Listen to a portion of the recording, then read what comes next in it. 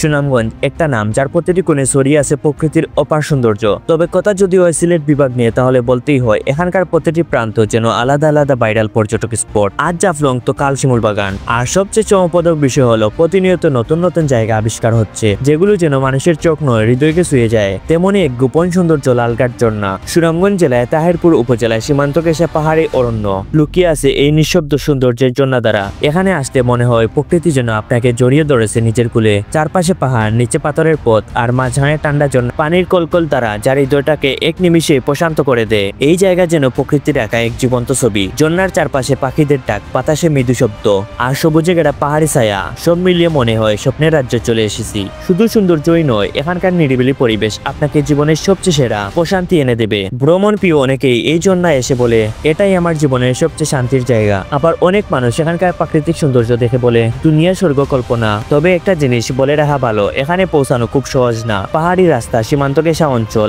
আর অনেক সময় দীর্ঘ পায়ে হাঁটা সব মিলিয়ে এক ধরনের চ্যালেঞ্জ। তাই সবাই এখানে যেতে পারে না।